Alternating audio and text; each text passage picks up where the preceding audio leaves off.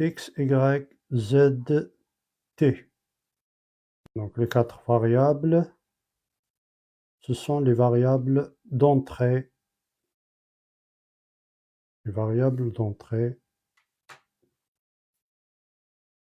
du circuit logique.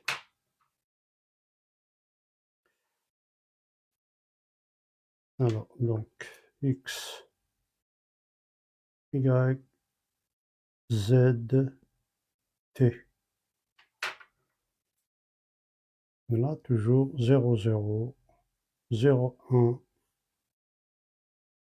10, 11, 0, 0, 0, 1, 10, 11.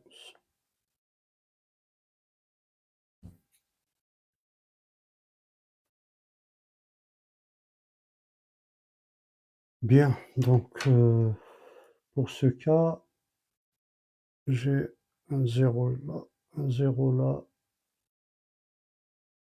un ici,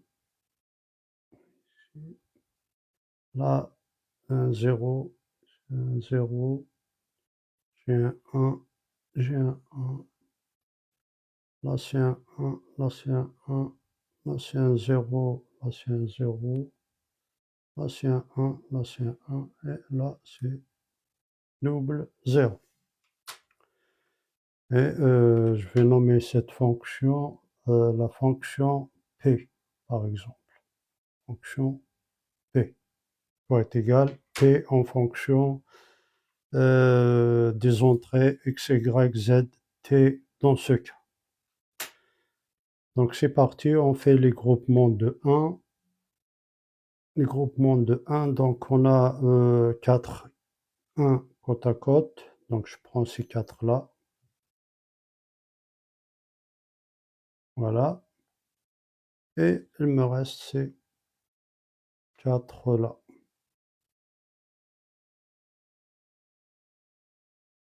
Donc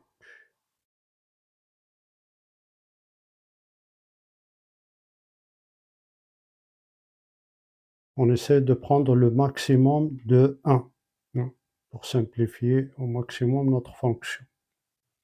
Donc c'est le seul moyen ici. Donc on aura ces deux groupements.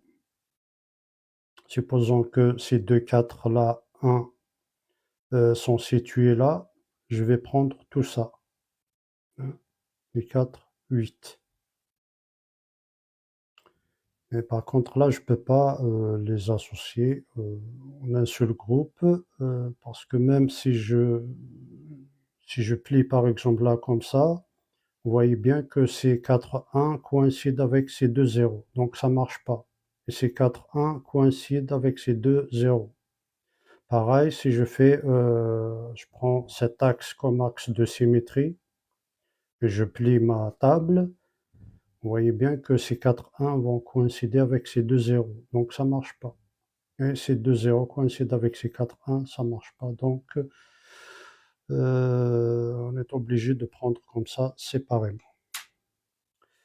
Voilà, donc pour P, la fonction P, qu'est-ce que ça donne? Donc pour la partie bleue, donc je vois Z ne change pas, donc je peux prendre déjà Z.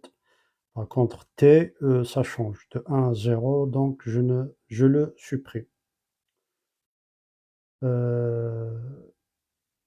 Z et sur X et Y, ce que je vois là, je vois X bar. 0, 0 ne change pas, donc je peux prendre X bar. Par contre, Y, je ne peux pas le prendre parce que ça change de 0 à 1. Donc on ne peut pas avoir deux cas logiques en même temps. Donc on ne peut pas avoir un interrupteur par exemple. Je donne un exemple d'un interrupteur, on ne peut pas avoir un interrupteur on, off, ouvert, fermé en même temps. Donc soit ouvert, soit fermé. Alors donc voilà, ça c'est pour la partie bleue et pour cette partie-là, pour ce groupement, sur Z et T, j'ai Z bar qui ne change pas, donc je vais prendre Z bar, et j'élimine T, parce que c'est 0 à 1, ça change. Et sur X, Y, j'ai X qui ne change pas, donc je vais prendre X. Par contre, Y, ça change, 1, 0. Et au final, ça donne X bar, X bar, hein, X bar Z, X bar Z, X bar et Z, ou bien X, Z bar.